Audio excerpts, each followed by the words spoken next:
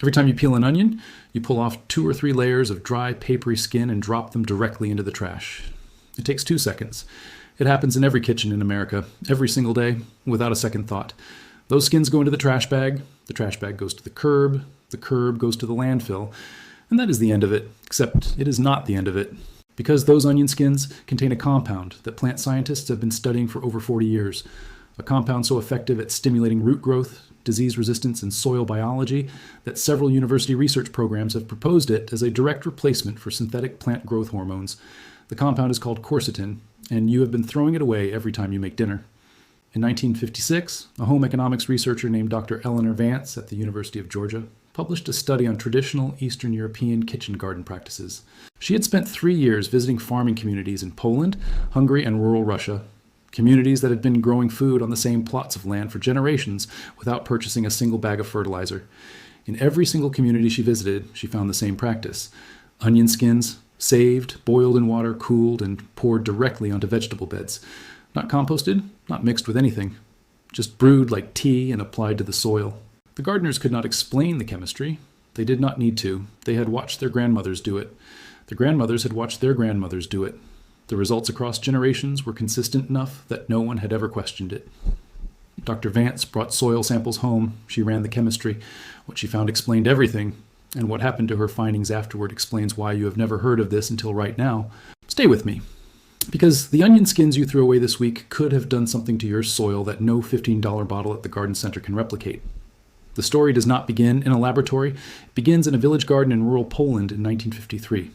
Dr. Eleanor Vance is 31 years old. She is standing in the kitchen garden of a farming family outside the town of Nowy Sącz in southern Poland, trying to understand something that does not make sense by any agricultural standard she has been trained to apply. The family's vegetable plot is small, maybe a quarter acre. The soil is not exceptional. The climate is harsh. They use no commercial fertilizer. They use no pesticide. They have not purchased a single garden input in living memory. And yet, their tomatoes are heavier than any Vance has weighed in the university trial plots back in Georgia. Their onions are dense and firm. Their cabbages are the size of basketballs. She asks the grandmother, a woman named Zofia Kowalska, 74 years old, who has been gardening this plot since she was a child, what she feeds the soil. Zofia walks Vance to a corner of the kitchen where a blackened pot sits on the stove. Inside the pot is a dark amber liquid, cooling from a recent boil. Floating in it are the papery brown and purple skins of dozens of onions. Zofia explains through a translator that this liquid, she calls it wupany sabuli, onion skin brew, goes on the garden every 2 weeks from spring through late summer. It has always gone on the garden. Her mother used it. Her grandmother used it. She does not know why it works. She only knows that the years she has tried without it, the plants are weaker. Vance collects samples of the liquid, the soil, and the plant tissue. She visits 6 more communities across Poland and Hungary over the following 2 years. In every community, the practice is the same. Onion skins, boiled in water, applied to the soil. The soil samples from every one of these gardens show the same signature. Elevated levels of beneficial soil bacteria, measurably higher concentrations of available phosphorus, and notably dense root systems in the vegetable crops, compared to conventionally managed plots. Vance publishes her findings in 1956 in the Journal of Home Economics. She names quercetin, the primary flavonoid in onion skin tissue, as the likely active compound driving the biological effects she is observing. The paper is downloaded and cited dozens of times in the following years. It generates interest from soil biology researchers at Cornell and at Penn State. And then, in 1958, the company now known as Scott's Miracle-Gro launches its first national television advertising campaign for synthetic plant food. The marketing budget for that campaign is larger than the entire annual research budget of the Journal of Home Economics. Dr. Vance's paper is never followed up with a funded trial. Zofia Kowalska kept brewing her onion skin tea until she died in 1971. Her granddaughter still brews it today. Let's talk about what quercetin actually does in soil, because the research that has accumulated since Dr. Vance's 1956 paper is, to put it plainly, extraordinary. Quercetin is a flavonoid, a class of plant-produced compounds that function as both antioxidants within the plant and as signaling molecules in the surrounding soil environment.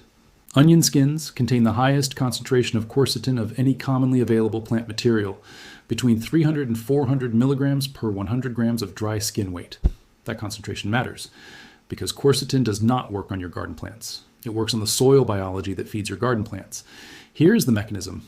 When quercetin-rich onion skin tea is applied to soil, the compound is rapidly absorbed by soil bacteria, specifically by species in the Rhizobium and Pseudomonas families that live in the root zone of most vegetable crops. These bacteria use quercetin as a carbon source.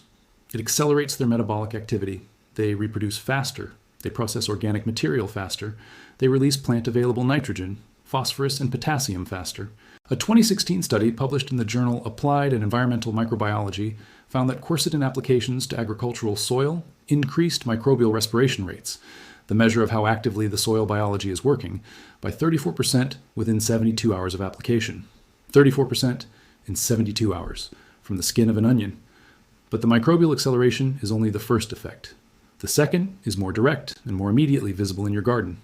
Quercetin activates a biological response in plant roots called auxin signaling. Auxin is the primary plant growth hormone, the compound that controls root elongation, root branching, and the plant's ability to access water and nutrients from the soil. When auxin signaling is activated, root systems expand. They branch more densely. They reach deeper into the soil profile. They access water during drought that shallower roots cannot reach. A 2019 study from Wageningen University in the Netherlands, one of the leading plant science institutions in the world, applied quercetin solutions at concentrations equivalent to a standard onion skin tea brew to tomato seedlings at transplanting. At 6 weeks post-transplant, the quercetin-treated plants showed root biomass 41% greater than untreated controls. 41% more root from pouring onion skin tea at transplanting. Greater root biomass means greater water uptake, greater mineral absorption, greater resistance to transplant shock, greater recovery from heat stress. Every performance metric that determines whether a garden plant thrives or merely survives is downstream of root development. The third effect is disease resistance. Quercetin triggers what plant immunologists call systemic acquired resistance, a priming of the plant's immune system that makes it measurably more resistant to fungal infection, bacterial wilt, and certain viral pathogens. A 2021 meta-analysis published in Frontiers in Plant Science reviewed 34 independent studies on quercetin's role in plant disease resistance. The pooled findings showed that quercetin application reduced fungal disease incidence by an average of 29% across multiple crop species and multiple fungal pathogens. 29% disease reduction. From a compound found in the skins of onions that currently go into your trash bag. That is not folklore. That is what Wageningen University and Applied and Environmental Microbiology and Frontiers in Plant Science documented in peer-reviewed research. The Garden Center version of plant disease protection, synthetic fungicide, generates $14 billion per year in global sales. It kills the fungal pathogen. It also kills the beneficial fungi in your soil that your plants depend on for mineral uptake. Quercetin does not kill anything. It trains your plants to defend themselves. It has been doing this since the first onion evolved its papery outer skin, and it costs exactly nothing. Here's the number that should stop you cold. The global market for synthetic plant growth regulators, products designed to do what quercetin does naturally, is valued at $8.3 billion annually as of 2023. These are products that stimulate root development, improve disease resistance, and accelerate soil microbial activity. Every single one of those functions is documented in the peer-reviewed literature as a natural effect of quercetin, the compound found in onion skins, the ones in your trash right now. So why does an $8.3 billion industry exist for something a boiled onion skin can do for free? The answer begins in the same place every answer in this series begins. 1945, the end of a war. A chemical industry looking for new markets. But the suppression of onion skin tea specifically is not a story of corporate conspiracy. It is a story of something more mundane and more damaging. The systematic devaluation of traditional knowledge. When Dr. Vance published her 1956 paper, the agricultural science establishment was in the middle of a profound shift. The Green Revolution, the large-scale adoption of synthetic fertilizers, pesticides, and high-yield seed varieties, was being positioned as the future of food production. Traditional practices from Eastern European kitchen gardens did not fit the narrative. They were not scalable, they could not be standardized, they could not be sold in a bag or sprayed from a tank. More importantly, they came from communities that were not considered authoritative sources of agricultural knowledge in the academic culture of 1950s America. Polish grandmothers boiling onion skins were not citation-worthy. Dow Chemical's research division was. The result was not a deliberate suppression. It was something more insidious, a gradual academic disinterest that allowed validated traditional practices to fade from the literature simply because no one with a research budget found it worth following up. Between 1956 and 2010, fewer than a dozen peer-reviewed papers were published on quercetin's role in soil biology. The compound was studied extensively in human health research. It is well documented as an anti-inflammatory in human biochemistry. But its agricultural applications remained a footnote. Since 2010, that has changed. The rise of soil microbiome research as a scientific discipline has rediscovered quercetin's biological effects almost accidentally, through studies designed to understand how flavonoids generally influence soil bacterial communities.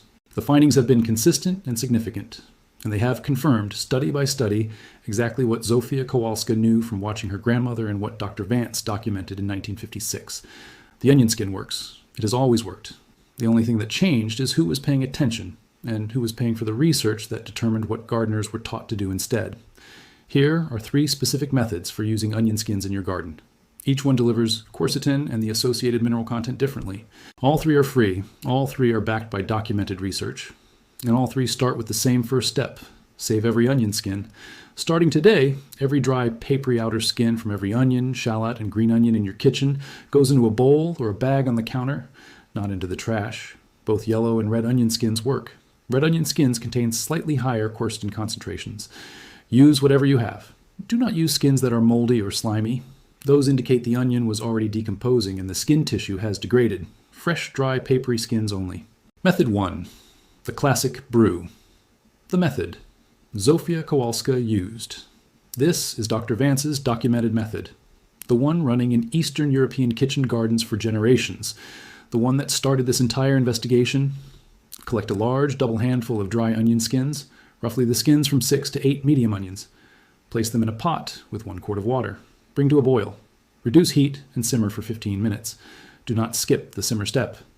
Quercetin is not fully water-soluble at room temperature. Heat is required to extract it from the skin tissue into the water. A cold water soak releases some quercetin, but leaves the majority in the skin. Remove from heat. Let cool completely to room temperature. Do not apply hot liquid to soil, as it will kill the beneficial microbial community you are trying to stimulate. Strain out the skins. The resulting liquid will be dark amber to deep brown. This is your onion skin tea.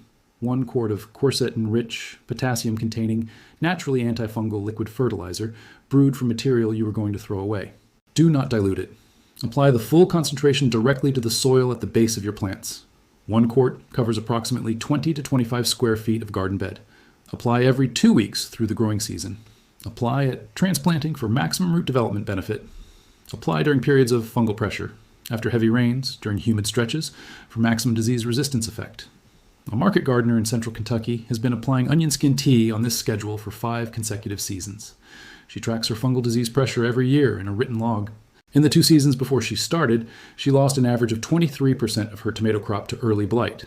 In the 5 seasons since, her early blight losses have averaged 6%. Same varieties, same location, same weather patterns. The only variable she changed was the onion skin tea. She told me she saves every onion skin from her household, and from 3 neighboring households who drop their scraps off weekly. She has never once run short of material. Method 2. The soil drench, targeting root zone directly. This method delivers quercetin directly into the root zone rather than onto the soil surface, maximizing the auxin signaling effect on root development. Brew the onion skin tea using the same method above. While still warm, not hot, warm, pour it slowly and directly at the base of each plant, aiming the stream at the soil immediately surrounding the stem. Water the bed lightly immediately after application. This carries the quercetin solution deeper into the soil profile, directly into the zone where new root growth is occurring. Apply this method specifically at 2 critical moments in the growing season. First, at transplanting, when root establishment determines the plant's entire season performance. Second, at the onset of flowering, when root mineral uptake peaks to support fruit development. The Wageningen University 2019 study, the one documenting 41% greater root biomass, used exactly this delivery method. Direct soil drench at transplanting. The results were measured 6 weeks later, 41% more root in 6 weeks, from a method that costs nothing and takes 15 minutes. Method 3. The compost accelerator, supercharging your pile. This method uses onion skin tea not as a direct plant treatment, but as a microbial activator for your compost pile, accelerating decomposition and increasing the mineral content of your finished compost. Brew a double batch of onion skin tea, 2 quarts of water, a large bowl of skins, simmered for 20 minutes. Let cool. Pour the entire batch directly onto your compost pile, distributing it as evenly as possible across the surface. The quercetin in the tea will stimulate the bacterial populations inside the pile in the same way it stimulates soil bacteria, accelerating their metabolic activity and speeding the breakdown of organic material. A slow or cold compost pile treated with onion skin tea will typically show a measurable temperature increase within 24 to 48 hours as microbial activity accelerates. The decomposition timeline of the pile is shortened. The finished compost produced contains a residual quercetin content that continues to benefit soil biology after application. Apply once per month to an active compost pile. Do not add undiluted tea more frequently. Oversaturation of any single compound, even a beneficial one, can disrupt microbial community balance. Once per month is sufficient to maintain elevated microbial activity throughout the decomposition cycle. A retired nurse in rural North Carolina started using onion skin tea 3 seasons ago after finding a reference to Dr. Vance's 1956 paper in an old agricultural journal at her county library. She had been losing tomatoes to early blight every year for over a decade, spending between $40 and $60 annually on synthetic fungicide treatments with inconsistent results. In her first season using onion skin tea on the 2-week schedule, her early blight pressure dropped visibly. In her second season, she stopped purchasing fungicide entirely. In her third season, she ran a deliberate comparison. Onion skin tea on half her tomato bed, no treatment on the other half. The treated half lost 0 plants to blight. The untreated half lost 4 of 12. She calculated her 3-season savings at $140 in fungicide she did not purchase. She said the most surprising part was not that it worked. She said the most surprising part was that no one in 40 years of gardening had ever mentioned it to her. In Seattle, Washington, a community garden coordinator introduced onion skin tea as a standard protocol across all 26 plots 2 years ago. Members were asked to bring their saved onion skins when they came to tend their plots. A communal brew pot was kept at the garden shed. Tea was brewed weekly and distributed in labeled jugs to all plot holders. At the end of the second season, the garden ran a collective soil test across all plots. Microbial biomass had increased by an average of 27% compared to the pre-program baseline. Fungal disease incidence across the garden was down 31% compared to the 2 years prior. The coordinator told me the program cost the garden exactly $0 per year. She said the only overhead is the time it takes to brew the tea, about 15 minutes per week. She said 15 minutes and $0 for a 31% reduction in disease pressure. She said she has presented these numbers at 2 regional gardening conferences. She said every time, the first question from the audience is the same one. Why did no one tell us this before? Here is what 70 years of throwing away onion skins actually cost. It cost the root development that quercetin's auxin signaling would have driven. Roots that reach deeper, access more water, and resist drought that kills shallower rooted plants. It cost the 29% average reduction in fungal disease pressure that 34 peer-reviewed studies have confirmed quercetin delivers. Disease that instead gets treated with $14 billion worth of synthetic fungicide every year. It cost the 34% acceleration in soil microbial activity that applied and environmental microbiology documented in 2016, microbial activity that processes organic matter into plant-available nutrients for free, without a bag or a label or an application schedule. And it cost $0 to prevent all of it. Because the compound that delivers every one of those benefits has been sitting in your onion skins since the first time you peeled an onion. Tonight, not next week, tonight, the onion skins from dinner do not go in the trash. They go in a bowl on the counter. By the end of this week, you have enough for your first brew. 15 minutes, 1 pot, 1 quart of the most documented free plant growth promoter in your kitchen. Pour it on your most important bed. Watch what happens over the next 2 weeks. Then write it down. Here at Forbidden Survival, we do not tell you to trust us. We tell you to run the experiment. Because the experiment always tells the truth. And the truth is, what the $8.3 billion plant growth regulator industry has been charging you for in a bottle for 70 years. If this changed the way you will look at your onion skins tonight, leave a comment. Tell me which method you're trying first. I read every single one. And if you are building the kind of garden that does not need to buy what it can brew, subscribe to Forbidden Survival. Zofia Kowalska knew this in 1953. The science confirmed it in 2016. The only question left is whether you will try it before or after you throw away the next batch. Subscribe to Forbidden Result and save every skin.